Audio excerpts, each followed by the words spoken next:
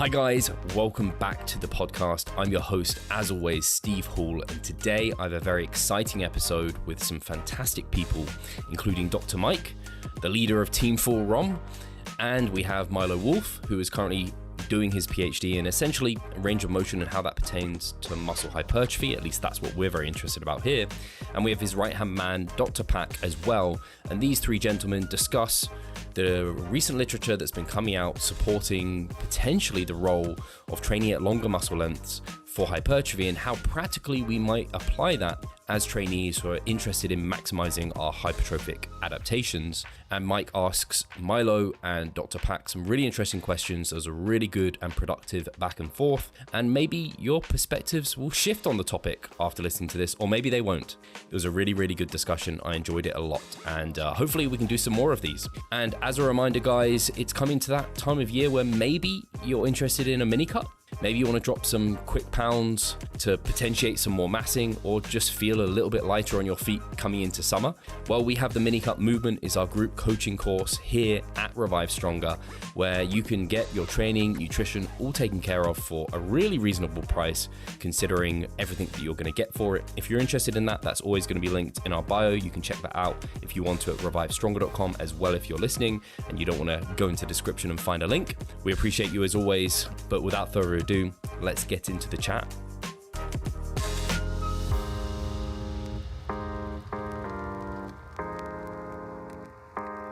Hi guys, welcome to the Revive Stronger podcast. I'm your host, as always, Steve Hall, and today I have a very exciting roundtable for those of you visually tuning in.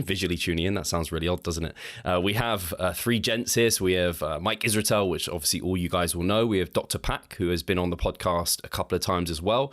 And obviously Milo Wolf. And these guys are going to be talking about range of motion. I think a lot of the listeners will know a lot of these guys' perspectives, actually, because if you've been following them, you've probably been getting a picture of that. Obviously, this is Milo's kind of arena in terms of your PhD.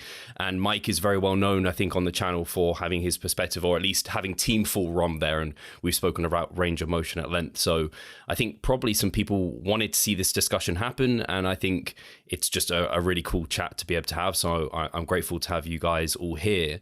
And I'm going to start with actually, I guess, passing it over to Milo, because I think you're probably the person most qualified to do this, is to just kind of give the lay of the land of the recent literature in a summarized form, because obviously you've spoken about it at length with me a few times here in terms of range of motion as it pertains to hypertrophy in your eyes at the moment. Where are we seeing that?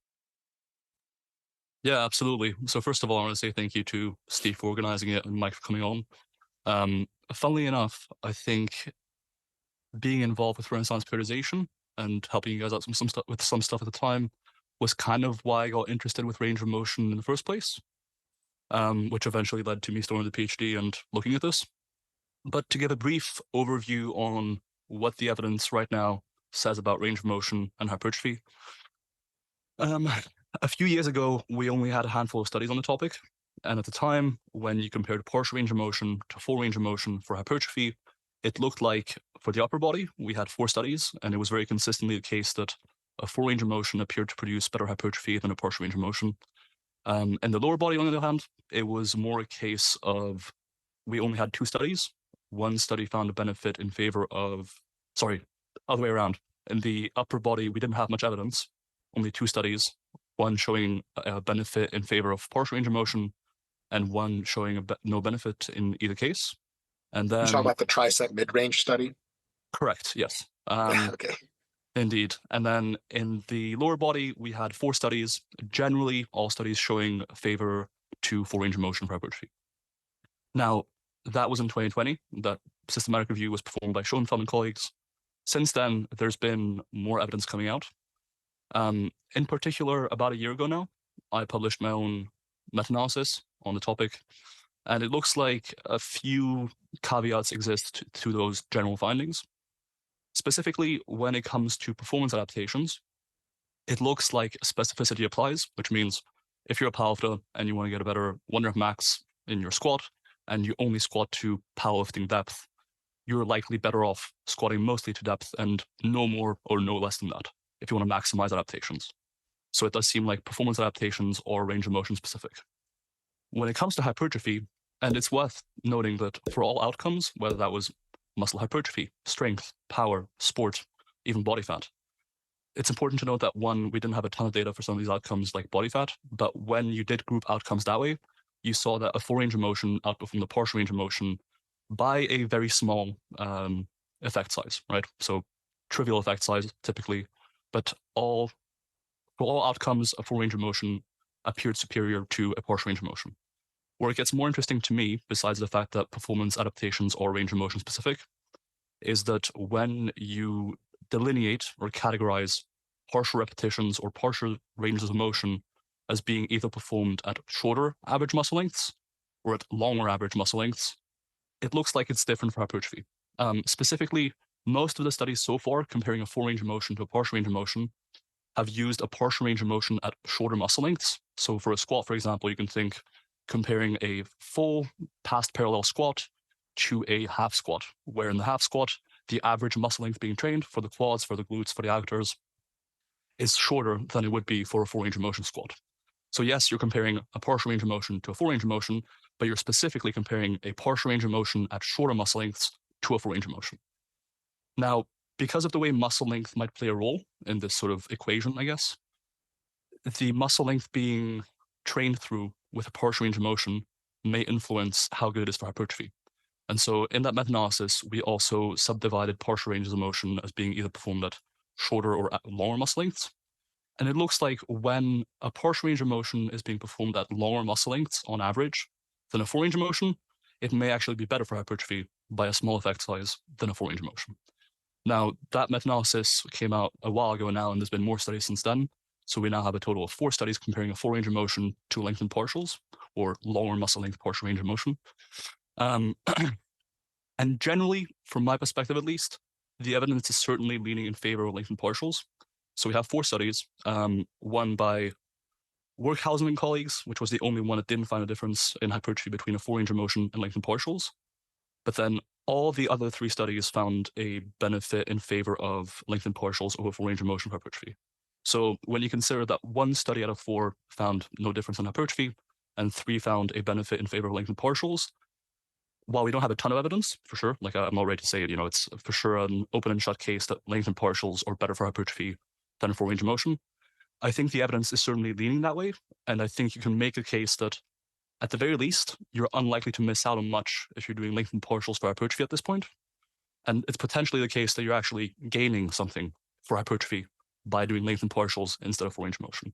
So I think that's kind of where the evidence is now. There's some kind of niche findings, like maybe how muscle length being trained impacts regional hypertrophy as opposed to just whole muscle hypertrophy, like whether there's differences there and stuff like that. But that is, broadly speaking, the lay of the land as it relates to range of motion and muscle hypertrophy.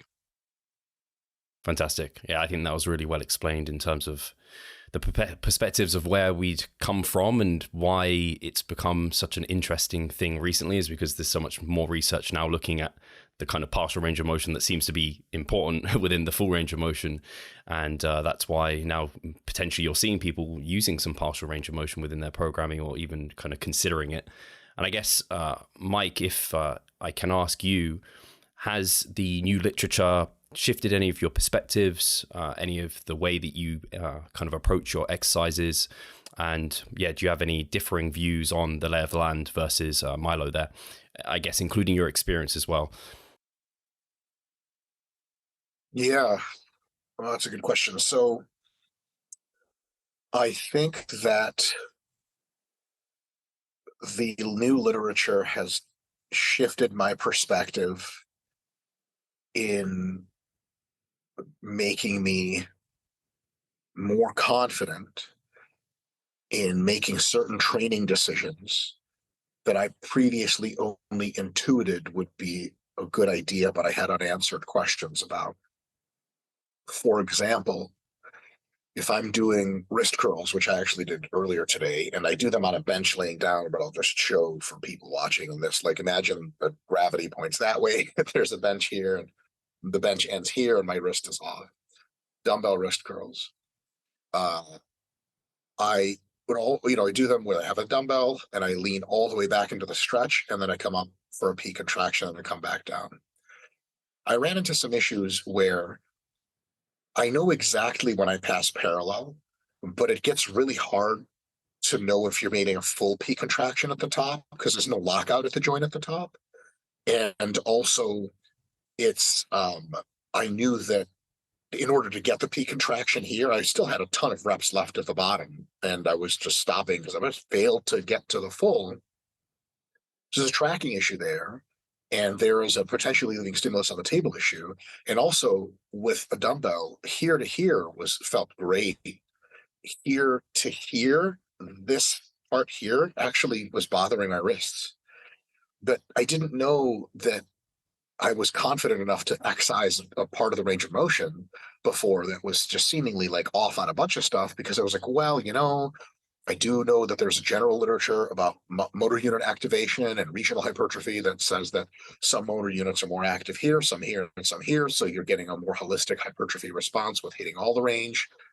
But ever since being available to the literature and growing literature that says that lengthened partials are actually really good, based on my stimulus to fatigue ratio proxies, also winning the here to here is better than going all the way. Actually, just recently stopped doing wrist curls all the way back. Oh, sorry, all the way back I do. I just stop when it just passes parallel. Everything feels great, and I go and I just do it. Insane pumps, insane everything. Results are great. I just don't worry about this part. Another thing is calf raises. I used to spend an inordinate amount of time making sure I really locked out at the top and held it. And now, actually, one of the recent pieces of literature is on calf raises directly. And like, if I just get to above the sticking point and then come back down into that slow, deep stretch and pause at the bottom, and then through the sticking point, and again, I don't have to worry about that top part. I can concentrate on the part that's the most important.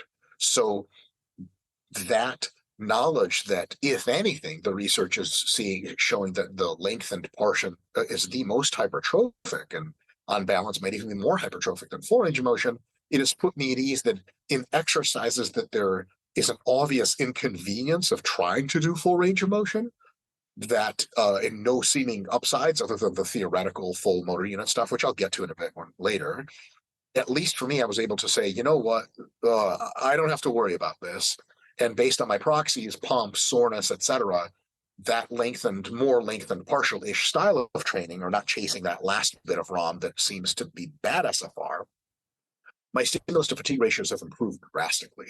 So that has been an awesome personal take home that I've at least, look, I'm not willing to bet, and I'll say as much in a bit, I'm not willing to bet this is for sure the case just yet. It's not enough research, and I have some questions that I'd love to ask Pac and Milo about the details. But I'm certainly much more relaxed about if the stimulus to fatigue ratio says it's great and the lengthened partials are everywhere more convenient. Yeah, I'm not so worried about a super full range of motion. And just because I almost certainly forget to say this, Team Full ROM was always a tongue-in-cheek name. We would never name something for a deeply held belief because we're all scientifically minded people. Jared and myself and Trevor Fulbright, who runs the group, it's all tentative. We are not making an ideological commitment to full range of motion. The reason it's called Team Full ROM is because we generally have a very high range of motion in our training, mostly because we go deep on things where other people don't. We're not known for squeezing lockouts or something like that, extra or something like that. We're known for never skimping on the depth. So the Team Full ROM is kind of a shot at the bros who are like just not hardcore enough to go deep enough. And so, yeah, I've seen a lot of tags on social media like, oh, Team Full ROM's in trouble. Like, I assure you we're not. And worst thing, we'll just change the name of the group to anything else, the same group. So just to make sure people know, I do not have an ideological commitment to the full range of motion, which, by the way, what an insane thing to be ideologically committed to. Like, this is what the hill I'm gonna die on. Is like, no, the last part is everything. Like, get out of here. So it's all good on that front. Yeah, I wanted to add a big reason behind doing this and talking with Steve about arranging this podcast is to actually get that message out there because we made a few posts. Obviously, this is Milo's work, and I've been blessed to see the literature up close before everybody else because I'm friends with Milo and we're at the same university as well. But as we would make posts, we'd also see the odd, hey, Full ROM tag and Team Full ROM this and Team Full ROM that. And I just wanted people to be clear on the fact that we're all Team Science rather than I couldn't care less as well if it's lengthened partials or full ROM. The data is the data. The one thing though that I do find interesting is that, and that's a general comment, it's not directed at you, Mike, is that given the amount of data that we have on the topic, I don't feel like it has gotten enough attention, or it has been met with much more skepticism than other concepts that we have and we treat as sort of common knowledge rather than common belief. So I thought that today would be an awesome idea to have this back and forth, and so that people can refer to this episode and be like, okay, this is where we stand on as far as range of motion and hypertrophy and strength go. I've noticed that too. I think there's a lot of full range of motion. People have this attachment to it, almost as an ASMR thing. We're just making sure you feel that happy feeling inside going all the way down, and feel that happy feeling inside of accomplishment and being able to green checkbox the rep as, yes, I locked it out. That makes people feel good. And they also, there's I think a moral element where if you don't do the whole full range of motion, you're cheating, you're lazy, you're trying to get out of work. And they layer that in to this almost like religious thing. We're like, well, you got to hit full ROM, bro. And it's like, we're just trying to grow muscle, man. I don't give a fuck what ROM I have to hit. Just whatever grows me. Listen, if the Jay Cutler back in the late 90s, well, he actually was really good about stuff. Whatever, whoever bodybuilder, Branch Warren, pulse reps in the mid range. If that's what 100%, I got bark like a dog. And then you yell at your cameraman to get out of their way. That was my favorite part of that one documentary. If those little partial pulse reps were the way to get the most jacked with the least injuries, that's exactly what I would be doing in all of my training and proselytizing people about it. So it doesn't matter what's the most effective. I will do what is the most effective thing. And as a science communicator, which is really my real job, I will put it out there to the world. So it is zero attachments to full ROM. And I think a lot of people do have those attachments. And I don't like to be on the religious side of that, where we're like, well, it's a full ROM or nothing. It's like, no, tentatively for a long time, the literature was that full range of motion is the default best. And I think now, I'll say later, I'll just shut up in a sec. I think there's a new default best that has a little bit more nuance to it. So I'd love to share that in a bit. Just to add to that, sorry, Steve, that I think there's a bit of FOMO going on with people when it comes to partials at long muscle lengths versus full ROM, because they're like, there's the word partial obviously there, so that may induce a bit of a negative feeling or misconception that, oh, I'm doing a partial movement, I may not get the full gains. Similarly to minimum dose training and so on and so forth. But yeah, those were all great points that you raised. I see it. My personal experience with it has been a bit like my introduction to if it fits your macros, or macros in general versus foods, and how you have to eat kind of clean foods to see a certain result. And slowly I learned, oh, actually there's these things called macros, and I need to hit maybe certain numbers and fit them within a certain goal. And I slowly like let myself have like some cereal or something rather than oats. And slowly I was like, oh, actually I can see great results, like as long as I hit my kind of what I need to hit, and maybe even better results because now I can adhere, and I don't know, people don't binge on the weekend and all these sort of things. And I think that's similar with kind of full range of motion to partial range of motion, where I was like, I needed some convincing, and then kind of went in the gym, experienced it myself. And Mike mentioned some SFR kind of feeling that out. And I've done the same with some of this partial range of motion, and like I'm sold at this point. And I guess I'm waiting for Milo to produce something like partial range of motion program, but full gains, I don't know, something like this to kind of sell out at some point. But I'm glad you mentioned that in terms of we're all team science and trying to get to the root. And it's not like, I don't know, everyone had to go at people like Brad Schoenfeld for his, like the studies coming out on volume and saying he was like a shill for volume, whatever, like a joke. But this is what people sometimes think. Everyone's after just getting jacked. So I know Mike has maybe something to say, and you have questions too. So no, I was going to pass your way anyway.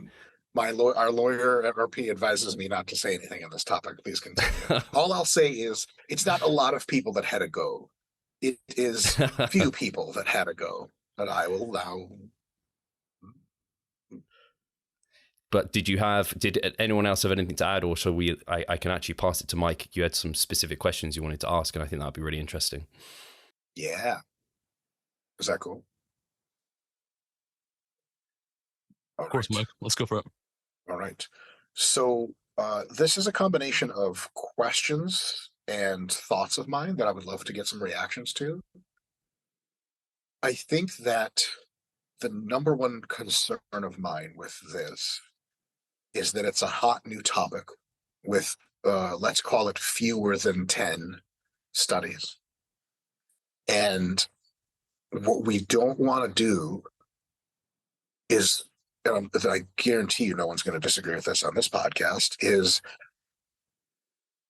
overstate our claim too early and have to pat her back, because it does a disservice to science and science communication.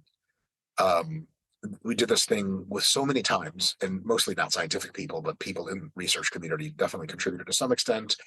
Like coconut oil had like one good study about it, then 9 bad studies, and then everyone was drinking coconut oil halfway through. And I was like, well, actually, stop doing that. It's not good for you. And they're like, but I thought it was great.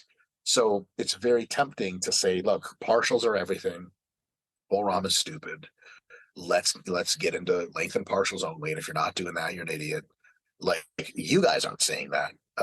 And I just want to make sure that what we do is have that caveat, which is normally like just fodder and pointless to say, but more research needed. In this case, we really do need more research, because another 5 or 10 studies would start to really paint a more clear picture. And I think that's important for folks to hear, so that you don't make the mistake of being one of these Instagram people that makes like partial lengthening program, buy my program now, partial length, lengthened partials are everything. And then 6 months later, when a couple of research studies come out and be like, it's actually more nuanced than that. It turns out it's not for all the muscles. It turns out there's regional hypertrophy differences. It turns out that full ROM is roughly equivalent in many other cases, that you don't have to backpedal and say, well, okay, actually, sorry, I just got really carried away. And I know that Milo and Pack are not doing that, but I want to make sure anyone who's listening to this hears at least that take of like, guys, like science is dirty when it's in process. And there is much more nuance and lack of clarity than it may seem based on a few studies and that everyone's talking about.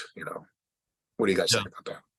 Yeah, no, I agree for sure. I think there have been a lot of cases, like you mentioned, where the first few studies in the body of literature can turn out to seem very positive, right?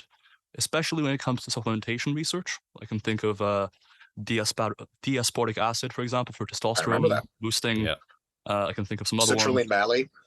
Indeed, citrulline malate as well.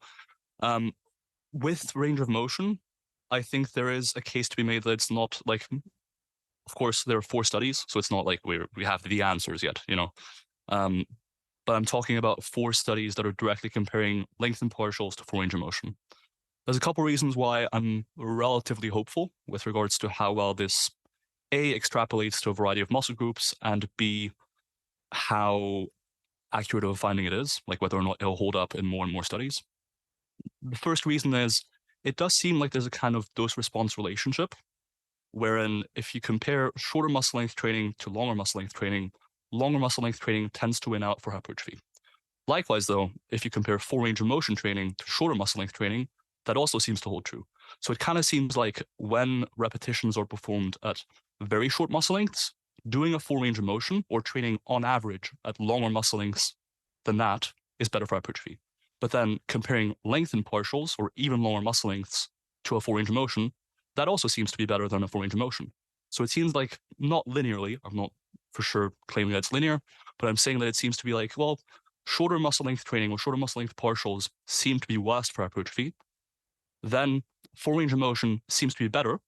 And then lengthened partials seem to be better than full range of motion. That seems to be the kind of trend, right? So it's quite a linear and quite a pleasing way to explain things. And I think the fact that it's that consistent, that it's, shorter muscle length training tends to do the worst, then full range of motion, then lengthened work, that's very, to me, that's support for the fact that there may be something to this mechanistically and in terms of supporting those findings more broadly than just the 4 studies we have directly comparing lengthened partials to a full range of motion. And then the second thing is, more broadly speaking, while again, we only have 4 studies comparing a full range of motion to lengthened partials and measuring hypertrophy, we do have evidence from a variety of adjacent bodies of evidence looking at the same concept, broadly speaking, of longer versus shorter muscle length training. Now, I want to preface that that isn't exactly what people do in the gym. So you don't want to take this evidence and say, well, that's super strong support for the fact that lengthened partials are better than full range of motion. but it does generally lend support to the sort of proof of concept that longer muscle length training and potentially lengthened partials as an application of that concept is a good thing for hypertrophy. And that comes from, I believe, 8 studies now looking at partial repetitions at shorter versus longer muscle lengths, generally very consistent that longer muscle length partials are better than shorter muscle length partials. We have 5 studies comparing isometric contractions at longer or shorter muscle lengths.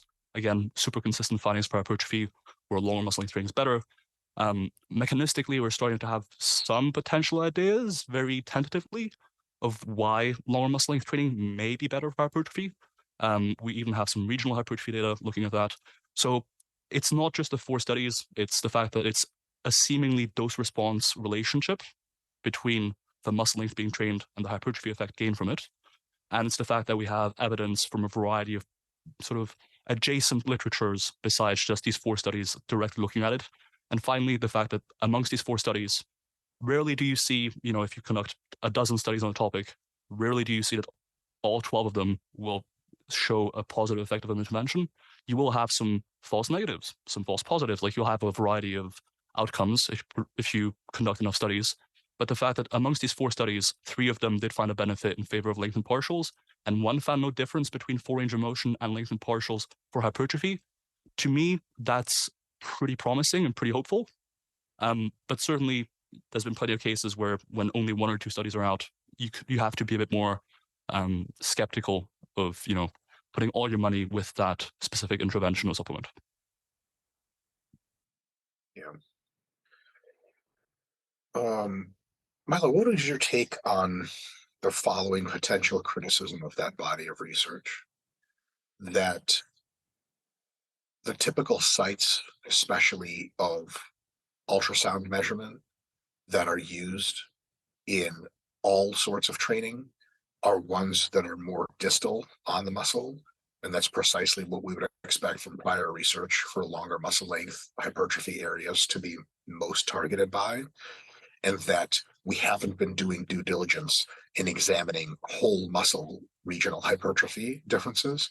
And that there's a potential that while the magnitude of muscle growth at the very distal ends of the muscle where they're usually being measured for lengthened partials is absolutely superior to everything else, that maybe there is a superiority of overall hypertrophy from both ranges of motion, top and bottom end, and maybe even a superiority of hypertrophy at the proximal end of the muscle with peak contraction kind of work. I've heard this presupposed before, and I've seen some not so great literature for it before, but I'm curious as to what your take on that. Or do you find that the assessment of hypertrophy at long muscle lengths research, the assessment methods were holistic enough for you to say, no, it's actually pretty much all of the muscle that's growing. And yes, while more of it than expected grows at the distal end, overall, even at the proximal end and through the mid-range of the muscle, we still have more robust growth with lengthened partials than we do with full range of motion training and with peak contraction stuff. Sure. There absolutely could be a point there.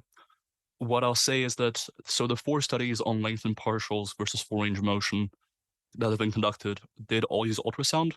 There have been a variety of sites that have been looked at. Now, generally, the literature does kind of bias a little bit towards more distal sites.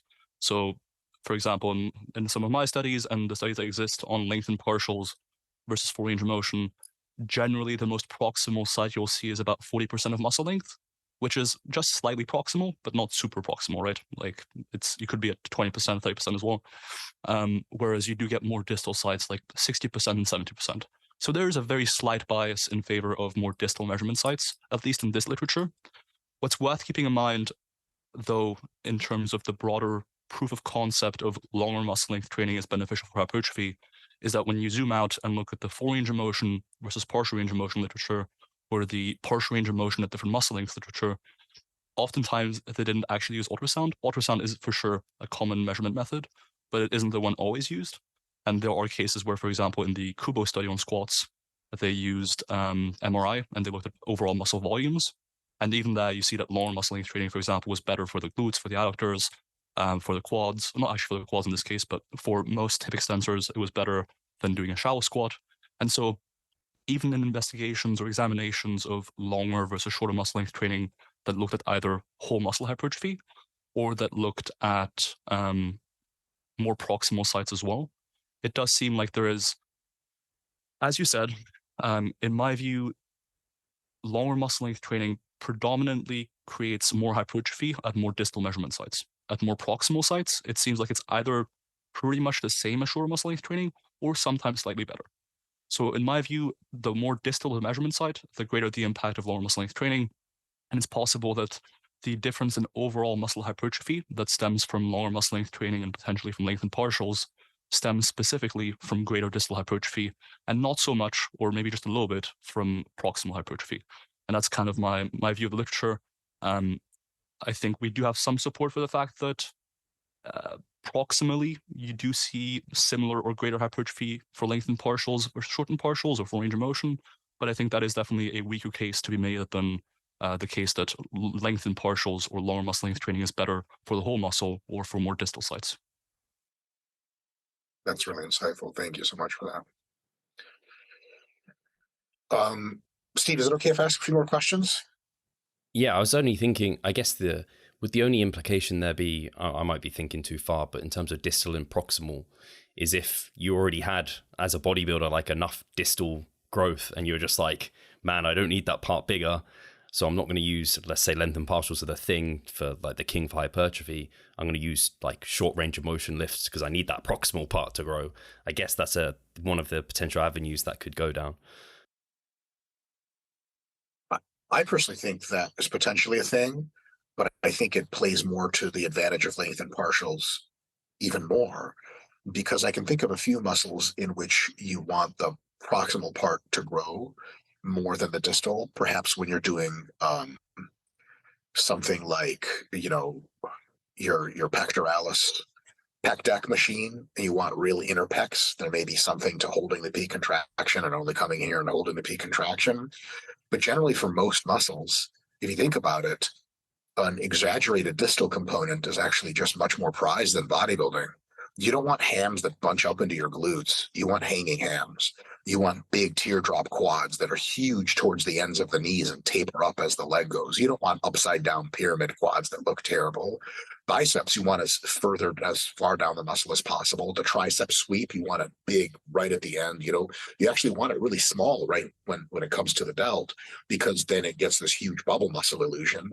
Delts, everything, almost every muscle I can think of, preferentially distal hypertrophy is actually superior for physique development.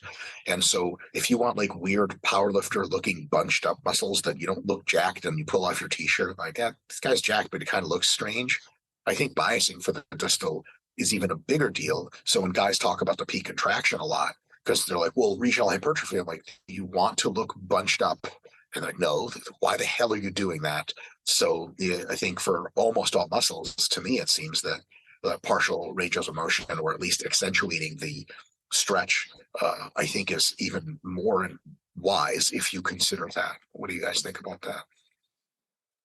Yeah, No, I didn't take the second stage of my comment into consideration and thought about the proximal and distal.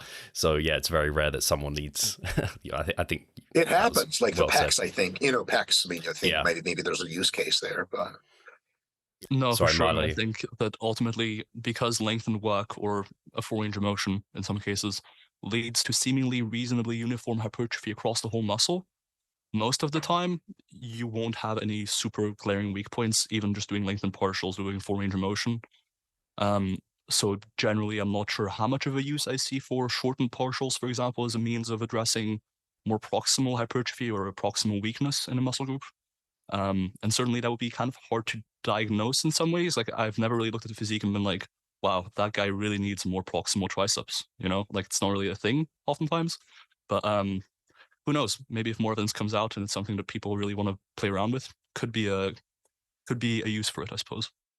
Yeah, but it's important that it's framed that way, the way that Milo just framed it, versus some of the comments that I've been seeing out there where it's like they're phrased in a way that it seems like there's a ton of evidence showing that, there's going to be different regional hypertrophy if you do short partial ranges of motion at the short lengths or anything like that. Sure, it is a potential minor concern, I guess, and something to think of, but it's not like we've been seeing favorable muscle growth from short muscle length training in general, which I think would put that concern to them in the minor category versus, oh yeah, but huge caveat.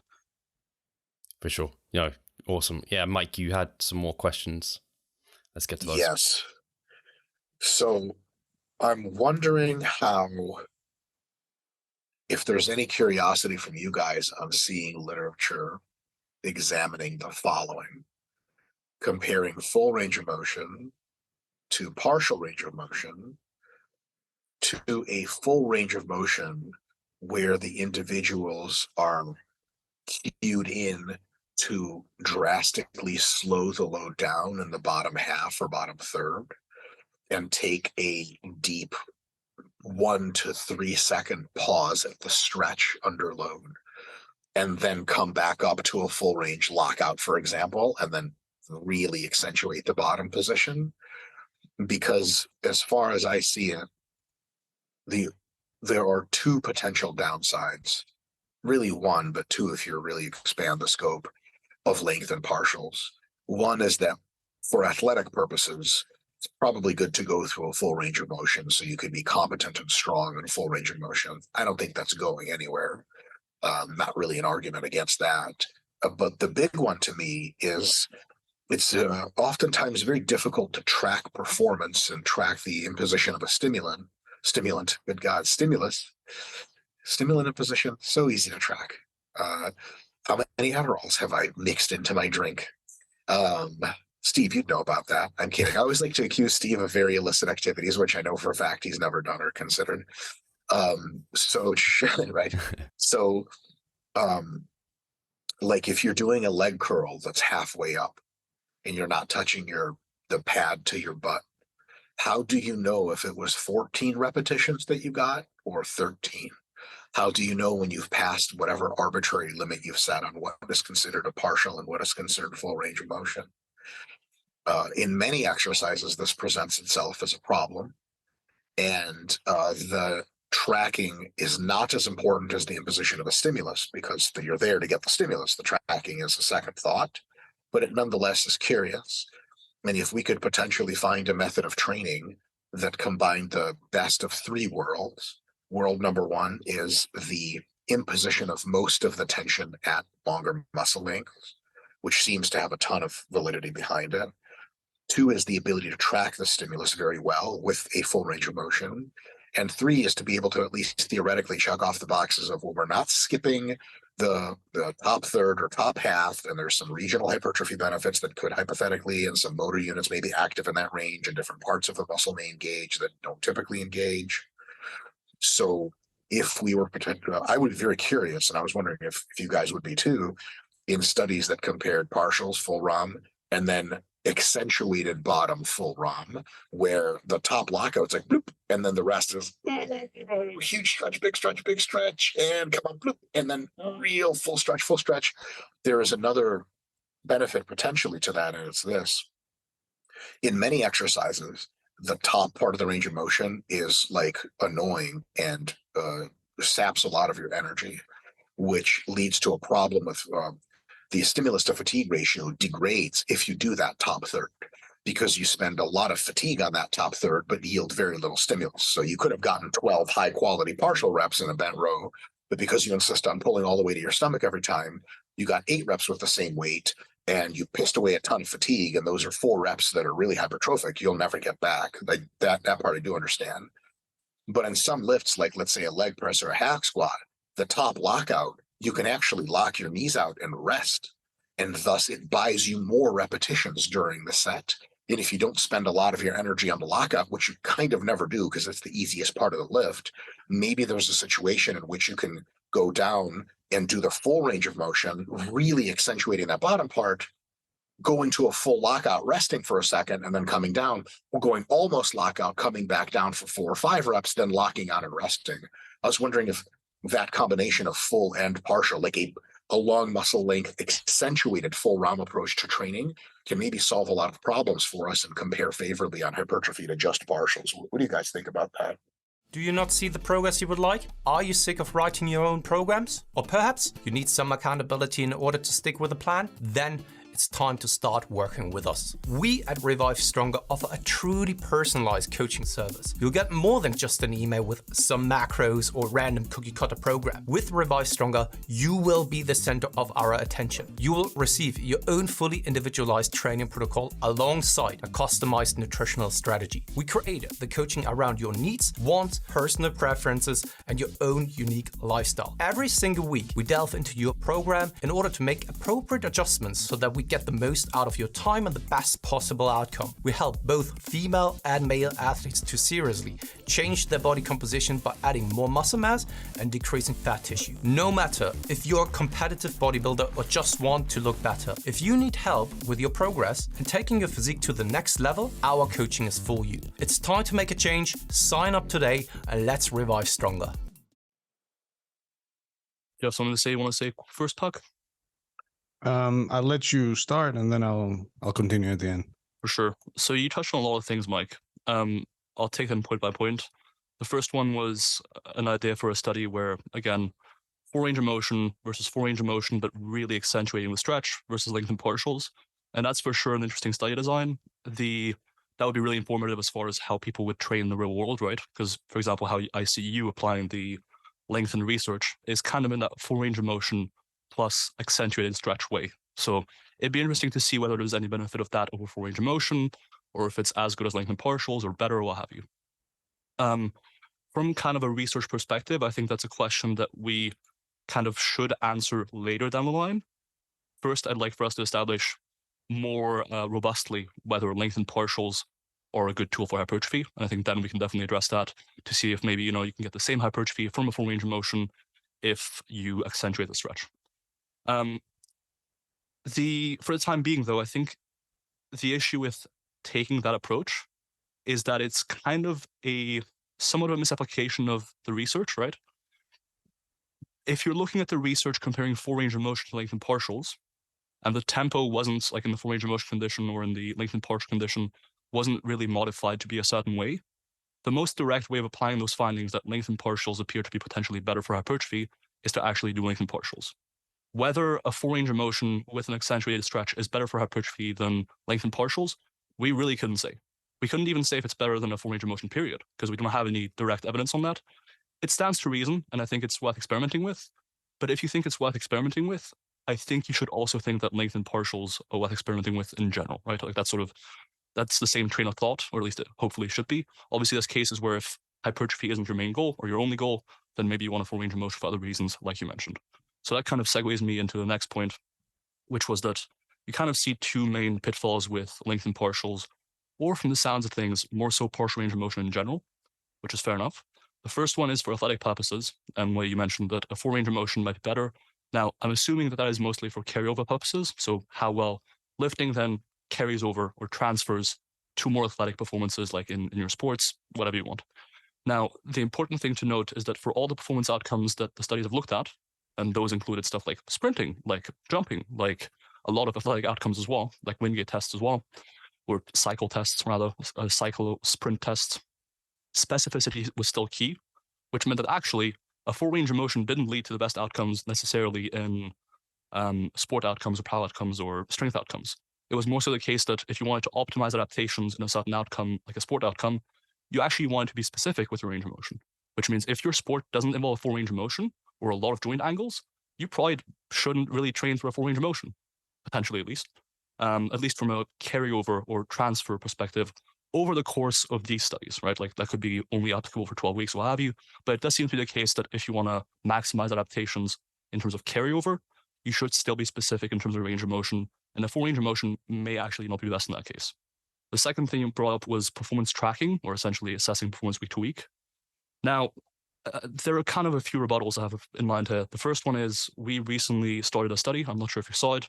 We've shared it around Instagram. We're doing a study comparing lengthened partials or half the full range of motion in the fully stressed position compared to full range of motion across a full training program for 8 weeks, training the upper body 3 days a week, kind of in the context of what you would typically do in the gym, 10 to 12 sets a week per muscle group, close to failure, et cetera, et cetera. And as part of that study, we performed something called reliability testing.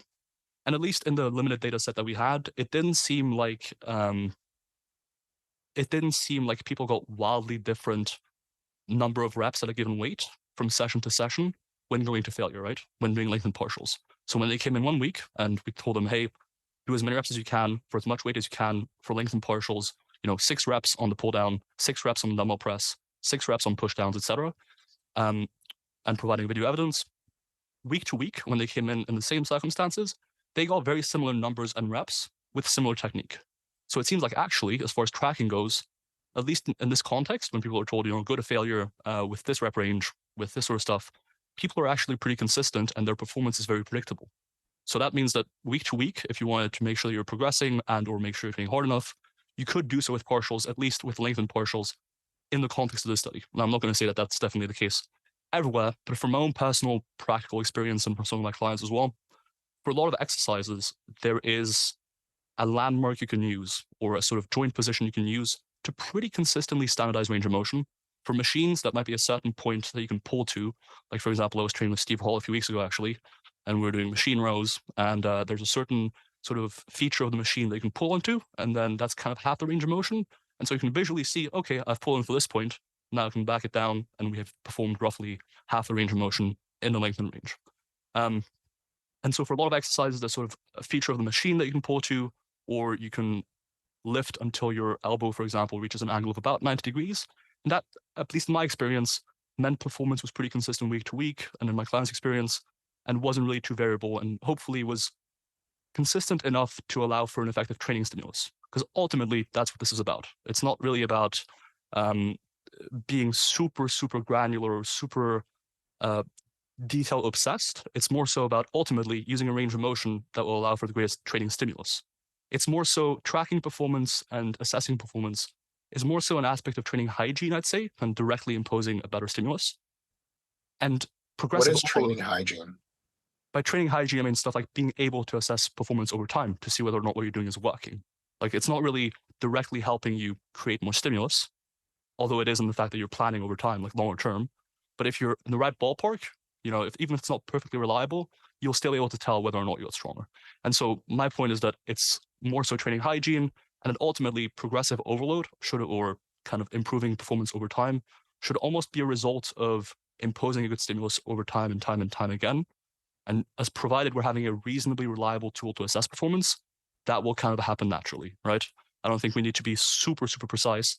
And certainly from what I've seen, both in the studies we're doing and my personal experience, my coaching experience, people tend to be accurate enough.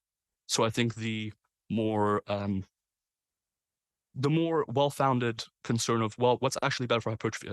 Is it a lengthened partial? Is it a full range of motion? I think that takes a lot of precedence over, can we perfectly accurately assess performance? Because ultimately with full range of motion as well, you have to keep in mind, range of motion, like a full range of motion, may actually change week to week. You might be stiff 1 week, you might not be stiff next week, you might be injured. I know it's often the assumption that a full range of motion is perfectly static and perfectly replicable week to week, but sometimes it also won't be. And that's not necessarily a criticism against full range of motion. It's more acknowledgement of, okay, well, actually, there is that limitation, albeit to a lesser extent, even for full range of motion. And I don't think it's a huge caveat or a huge issue, to be honest. Yeah.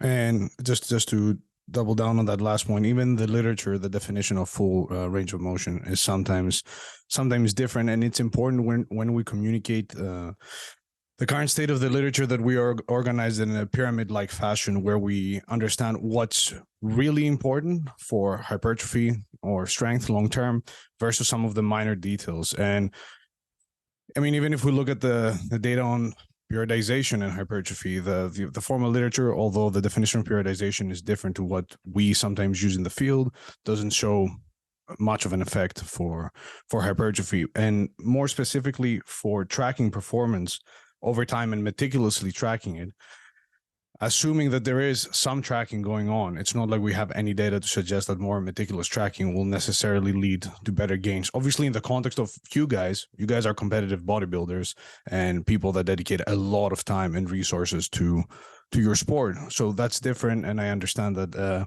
100% or like as close to 100% mentality goes, then that's fine. But for the average listener who's just trying to grow some muscle, even if they go in 1 week and their partials are slightly less partial than the previous week, as long as they're progressing over time, even if they're not necessarily tracking them meticulously, I doubt, and that goes beyond just partials, I doubt that they would see any substantial differences in muscle growth.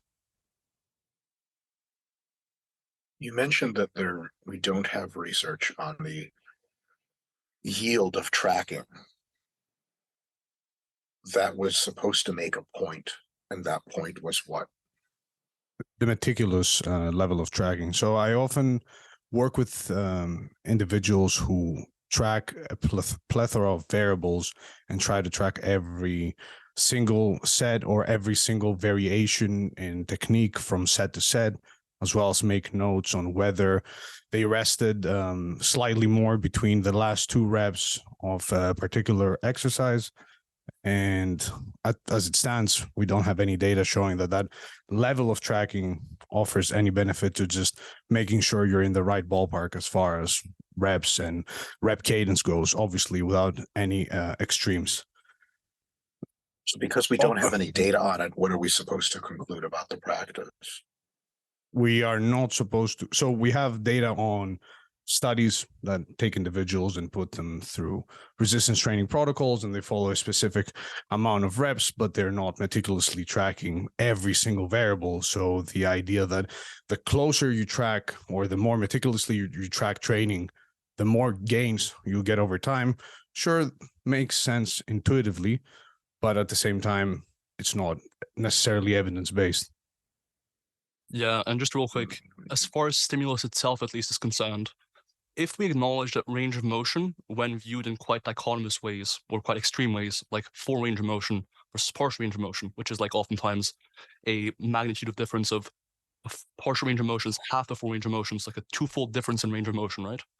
If we acknowledge that a 2-fold difference in range of motion has a relatively small impact ultimately on hypertrophy, a slight fluctuation week to week of maybe, let's say, let's go crazy, let's say 20% of 0.2 in range of motion week to week, likely won't have any measurable difference in terms of the stimulus that it provides an individual with. So at least as far as imparting stimulus to an individual, slight variations in range of motion week to week won't make a difference. That's why, to me, standardization and tracking it super precisely is more of a concern as far as training hygiene is concerned and tracking over a long term. But there's other ways of tracking progress anyways. So it's not like just because this one variable is slightly worse, that's a huge criticism of an approach or an intervention, what have you. So that's kind of how I view it. Going briefly back to the buying you more repetitions concept, I think that's a good point. And certainly from my own personal experience, when I cut out the shortened part of a lift, like for example, as you mentioned, the leg press or what have you, when I cut out the top part of the lift or the easier part of the lift oftentimes, it did mean that I got fewer repetitions because it cuts out the part of the range of motion where you can kind of rest and recoup a little bit. And you mentioned that might actually be a positive thing for hypertrophy, that you can get some rest at the top of each rep and thus get a better SFR or stimulus overall for the set, I guess. The caveat I have there, or the concern or the reservation I have, is that the data we have most directly looking at that kind of concept, in essence, is the data on cluster sets and rest pause, right? Those are essentially the most direct studies we have on that concept of taking slight rest and then doing the set over a longer period of time, essentially. And that data really isn't compelling as far as improving hypertrophy goes. So in my view, it could be the case that for certain individuals, it might do something, but at least on principle, I don't see that as being a compelling reason to use full range of motion over a partial range of motion. Mac, what I was getting to before. Sorry, just to clarify on that, I'm not saying that tracking training overall doesn't make sense, but meticulously tracking many variables, and which is something that we often see with a lot of new lifters that get into lifting by following us and looking at the scientific side of things and assuming that, unless I track and standardize every single piece of every single detail as far as my training goes, I want to make optimal gains. I just wanted to highlight that we don't really have evidence for that. And if anything, we have evidence to suggest that, hey, as long as you're doing the basics over time and you're progressing, you're still going to probably maximize growth. Yeah. Well, so I would say I don't think we have evidence for the latter, because almost all research evidence is on people who have trained for a preposterously short amount of time or are beginners and would get great gains anyway, no matter what they did.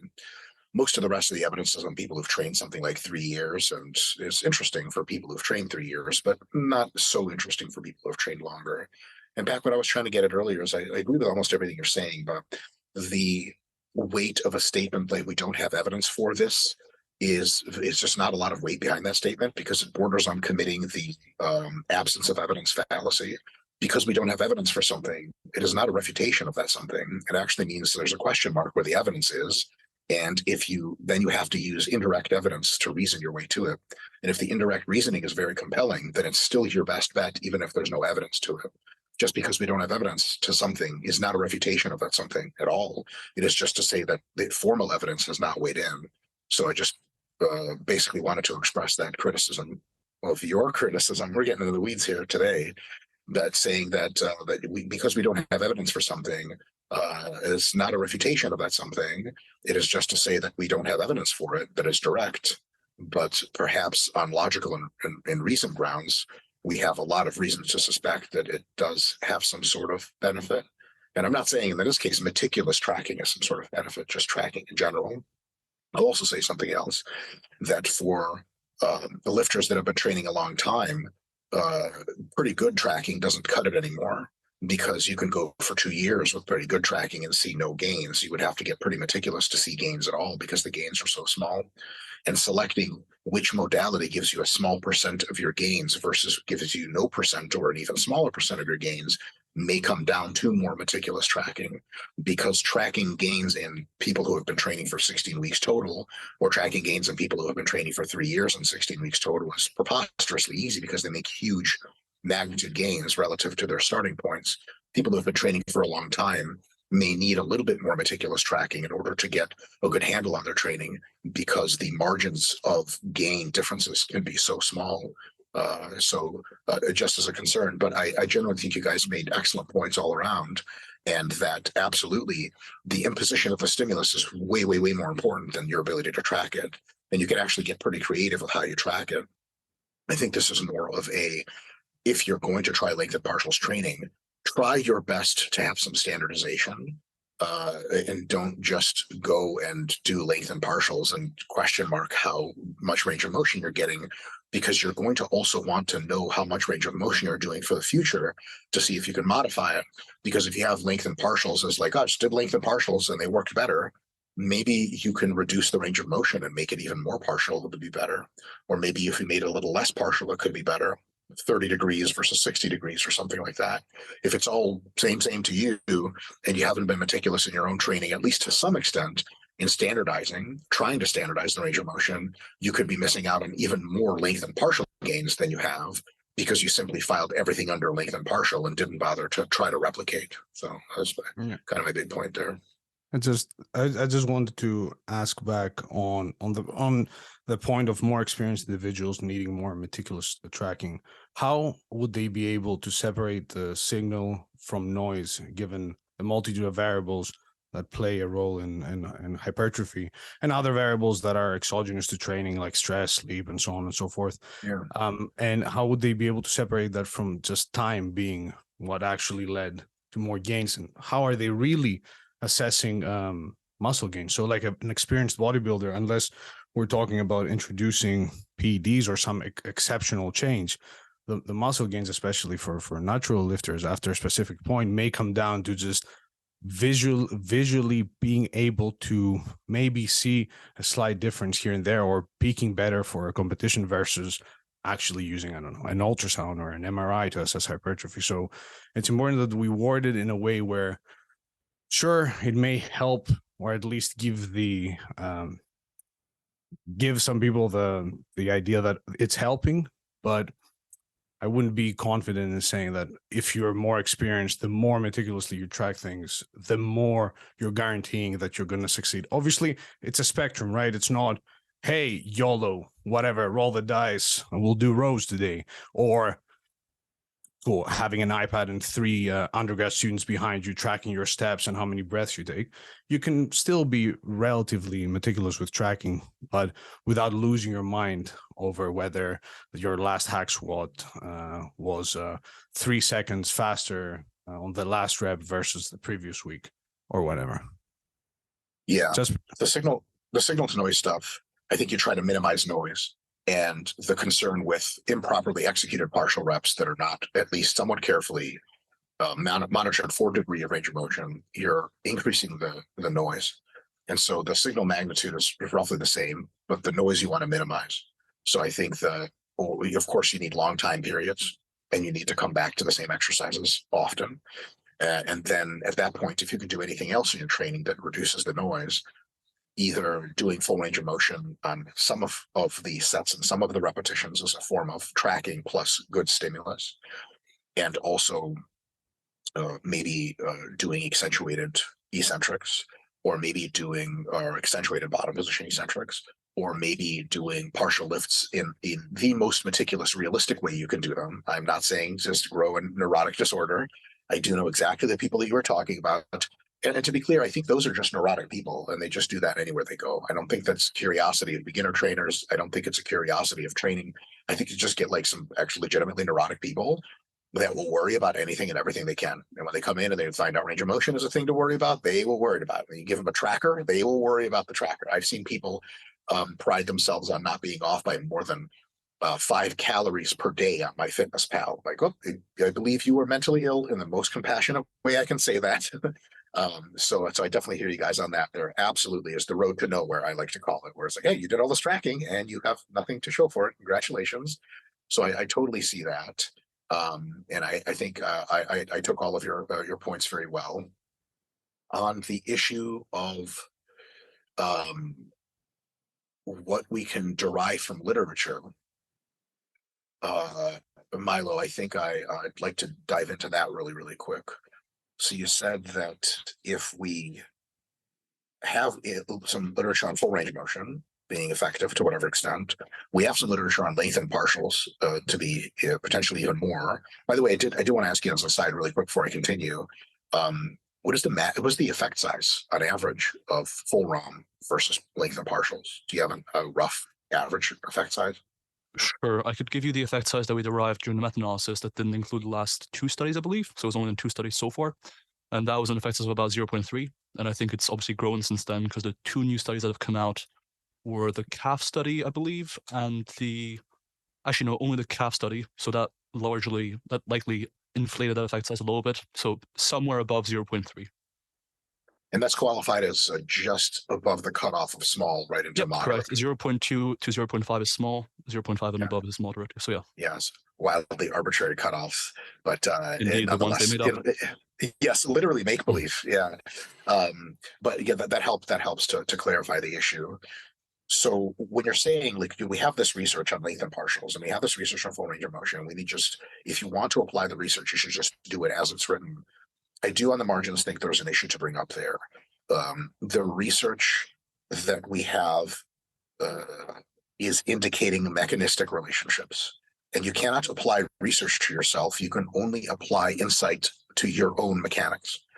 And thus, if mechanistically what is happening is at long muscle lengths and at time spent generating tension at long muscle lengths, there is a distinct benefit.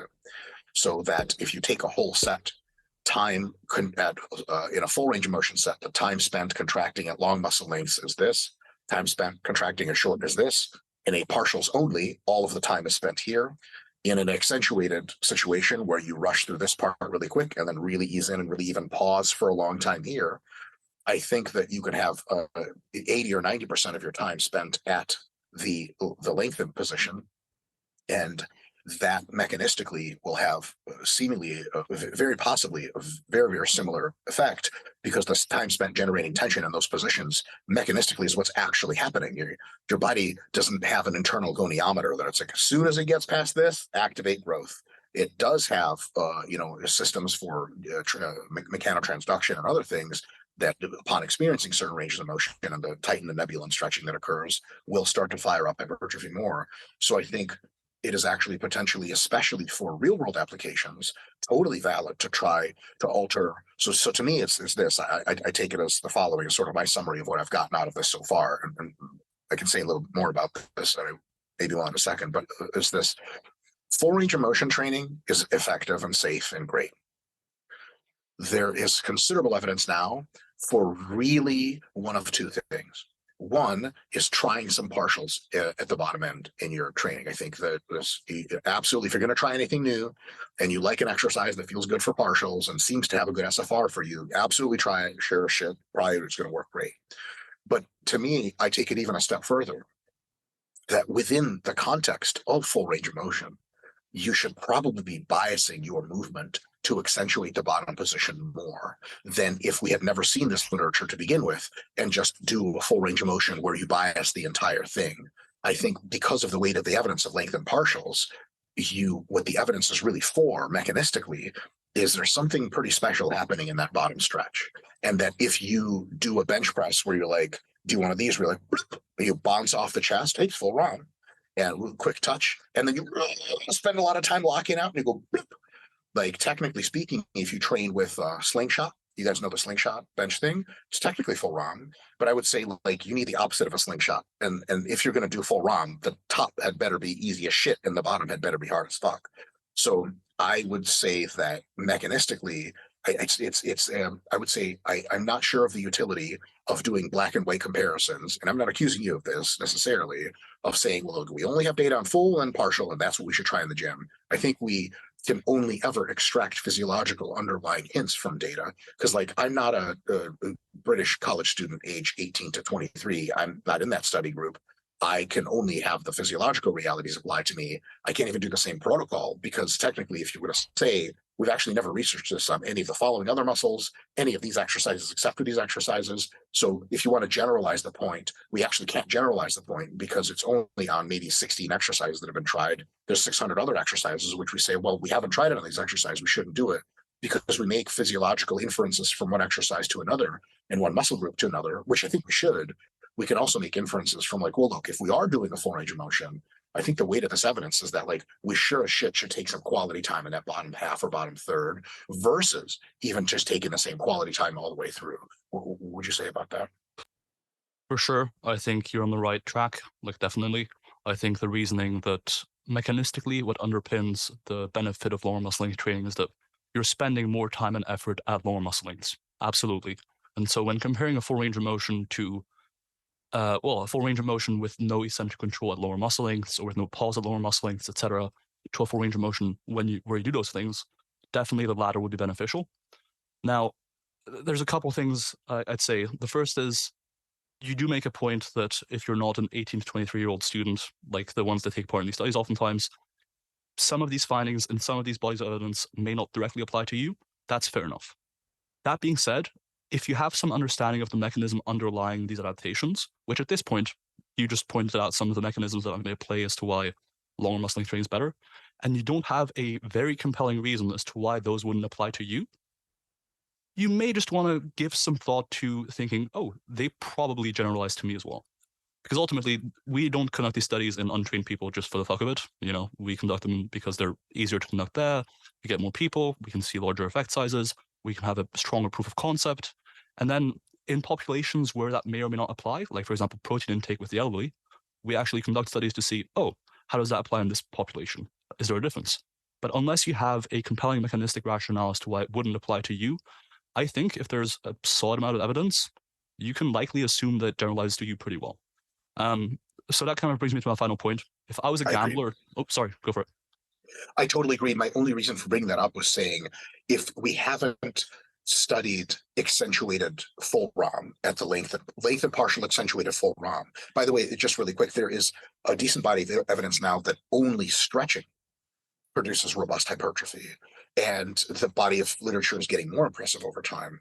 And I would say that, like, well, gee whiz, if you're going to do full range of motion and you're not getting a deep stretch, just kind of like the up and down full range of motion, and you're not even arching and getting a real deep stretch in there, maybe even pausing at the bottom, then you are missing out on theoretically potential good benefits that could also explain part of the variation as to why long muscle lengths work. long muscle lengths may work because there is a stretch stimulus and potentially for no other reason. So if you get a big stretch, hey, maybe you're really checking all the boxes. The only reason I brought up the whole, well, if it's lengthened partials versus full ROM, and any accentuated BS is not something to try.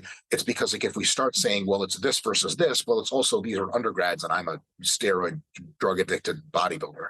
So we have to, we only ever, from basic research like this, we can only ever extract, and I think you and I are unanimously agreed on this, just a bit of cross-current communication, you only ever extract concepts. It's the concept of how much time do we spend in a muscle length? Okay, now do it for yourself. And undergraduate research is absolutely very incisive. It's at the very best, sorry, the very worst for bodybuilders at a high level. It's amazing hypothesis generating research. Whereas, like, you can do all sorts of things in the gym. And now there's 10 studies on tiny undergraduate Harry Potter looking motherfuckers that say loaded stretching is good. I'm going to try it. I'm for sure going to fucking try it, because maybe it won't work, but it probably will, because we're all human at the end of the day. So I totally agreed on that. That's just the only reason I pointed that out. Yeah, no, for sure. And the reason it's dichotomized in the research is because we're looking more so for proof of concept, right? Like we can't just look at PD using people in Detroit currently, we have to kind of make broad dichotomies and try to get at the root of concept and see what generally seems to hold true before we can get at the more specific things like, well, how about full range of motion, but with accentuated eccentrics and lengthened range and pauses there? We can get at that eventually, and same with the sort of dose-response relationship between range of motion at lower muscle lengths and hypertrophy. Like maybe quarter reps are best, maybe half reps are best. We just don't know yet, right? We can get at that later, but for the time being, it's a simple dichotomy of partial or full. And not all partial reps are created equal, whether it comes down to partial reps at different muscle lengths or different amplitudes of range of motion that are partial reps. So I guess my closing thoughts here, if I was a gambler for the time being and I wanted to get a return on my money, I would probably go with lengthened partials for hypertrophy. Then I'd go with a full range of motion with accentuated eccentrics and lower muscle lengths, because the general mechanistic rationale underlying it does likely apply to that. We don't have any direct evidence, but as you said, like in the absence of evidence, some mechanistic thinking or rationale can help you at least hypothesize a little bit. I wouldn't say it's anywhere strong of evidence as direct evidence comparing lengthened partials to full range of motion. And that's why I'm inclined, if I was a gambler, for example, to just do lengthened partials, as that is the most direct application of the research comparing lengthened partials to full range of motion, right? That's the most direct way of applying it. But I'd say a full range of motion with controlled eccentrics, especially down into the lengthened position, a pause in that stress position, is my close second. And then my third option would be a full range of motion. And then my least likely option, if your main goal is hypertrophy, is partial range of motion in the shortened position. I think that's, at this point, difficult to defend unless you're looking for some hyper-specific regional adaptations that probably not many or anyone should be looking for. So I definitely wanted to riff on that. Milo, you said most of what I was going to say. Anything is kind of my closing thoughts on this. I think that I get at least three things that I can say on this. So first of all, totally agreed that, for me, I'm taking a more intentionally conservative stance because as a science communicator, I don't want to flip flop too much. And this is your horse to ride into battle on. So people ask me like, hey, like real talk, are lengthened partials legit? I'm like, yeah, they're probably fucking legit. Am I going to do a lot of them in my training? Not just yet, because I don't want to wish wash and I want to be nice and sure I have a really good thing going. And I will definitely, or have already, and for years actually been accentuating the eccentric in the bottom position because it was obvious the stimulus to fatigue ratio was better. Sort of now we know why. But probably be incorporating more lengthened partials in the future myself, just to dip my toe in. So super agreed on your hierarchy of likelihoods. What I will say is I want to put an extra special emphasis on that last point, and I have sort of three ways in which I can caricature that. One is if you're doing with regular dumbbells and barbells, something like a floor press, short of powerlifting application for lockouts, it's just a fucking terrible exercise as far as we know for hypertrophy. And there's a laundry list of exercises that are also fucking terrible that people do all the time that just may not thought through. There is a slight caveat to that where some back exercises, there is some scapular retraction and arching that occurs at the top that actually activates different muscles that you want, like the rhomboids. So some of that still has utility, like cambered bar rowing hits your back in a different way than just the top range, bottom range. So there's maybe some stuff to that. But for a lot of exercises, like when people do tricep extensions like this, it's like, what are you doing? What are you doing? At least do a full range of motion. If not, just stop and hear and go here. A lot of people like ask me my opinion about what do you think about like rope extensions? Like the fucking worst exercise ever. And they're like, why? I'm like, I don't give a fuck about this. I care about this. On the rope, you don't get any of that. So first of all, that. Second of all, machine designers, and I see this all the time. You're building machines, and if you're listening to this and you work for a machine manufacturer, do stop making machines that prevent you from going deep. At least have an adjustable pad that lets you go ultra deep on every single exercise.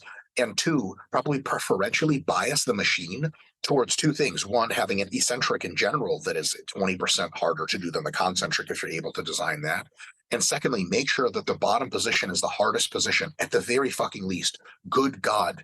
Like there's so many the pendulum squat as designed is hardest at the top and easiest at the bottom. It pains me. It's still a decent exercise for a variety of other things. Good God, what a giant shortcoming.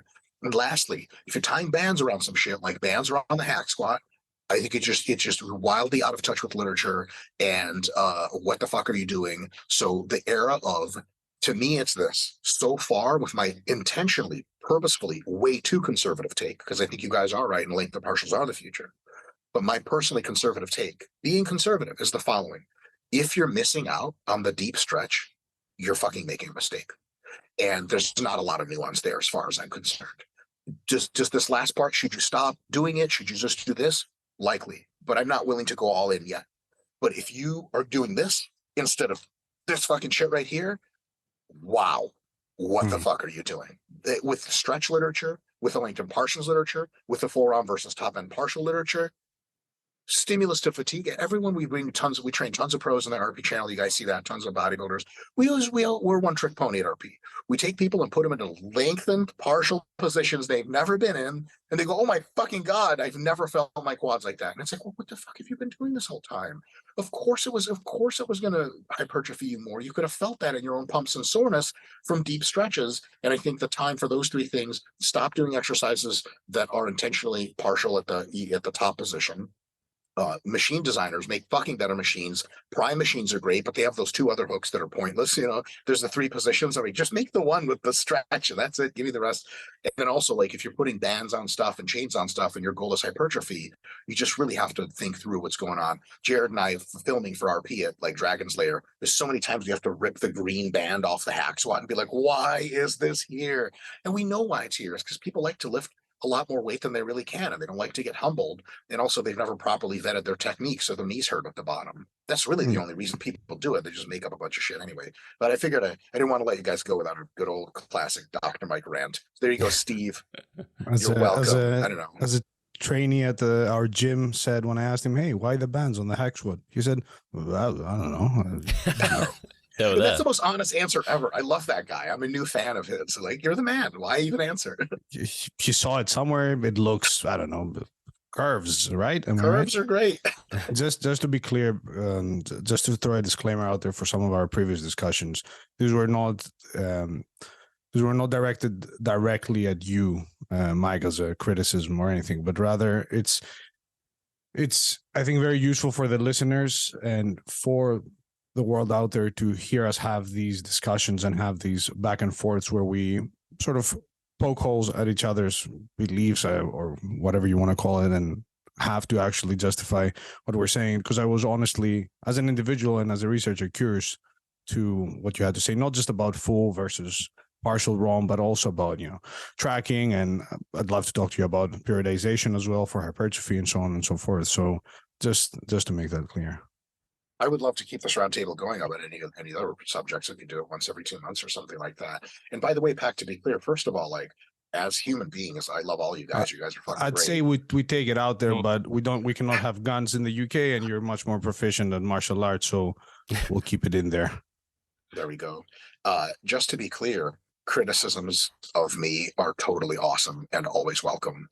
I accept all criticisms, including criticisms on being wrong about training, and also personal criticisms like Mike is a piece of shit. I'm totally here for it. I would love to hear your criticisms. I thank you. So I understand where you're coming from on that caveat, but like I'm not in the business of taking criticisms personally, unless they're meant personally. And then I'm also in the business of taking those, but like you might get some personal criticisms back. And some people on the internet are quite upset about what I've said about them personally. So, you know what I mean? It's just, it's Were all they good. also Like, totally cool to bald? criticize. Were they also bald with a beard? Because I think those comments ring a bell. But geez, there's so many people that I'm in current online death wars with. Bald, not bald. I'm kidding. In any case, yeah, like I'm totally great with criticism. And I think if I'm saying stuff out there and you guys think I'm wrong, but 100% bring that criticism. I'm never going to be like, how dare you? I have full ROM tattooed on my face. Like, it's all science all the way down. So if full ROM becomes something that is like an ancestral thing, that it's actually not optimal, then you will see me both stop doing full range of motion in most of my training outside of my jiu-jitsu training, which I need that for, because the positions, Milo, to your earlier point in sports specificity, the position in jiu-jitsu is everything. So you have to, like, if you're a yogi, you're even better at it. But as far as hypertrophy training, it's all just whatever seems to be the best thing to do with the balance of evidence and reasoning. Awesome. For sure. Guys, I know we're on a bit of a time budget here. Otherwise, I think we could keep talking for a long time. I have many thoughts going through my head and questions, but I think Milo and, actually all of you closed it off really nicely with those kind of rounding comments and practical take-homes for the listeners. So I'm really glad we could do this. Mike mentioned every 2 months. I'm absolutely game for it. I think the listeners will be game for it. And so if everyone is, then I'd love to do it again, surrounding other topics and just diving into things. And big respect to all of you guys for, again, not taking things personally, looking at the science, kind of that is the way, and you're not getting distracted by any unimportant other measures. And thank you guys for listening. Thank you guys for being here, and we'll catch you in the next one.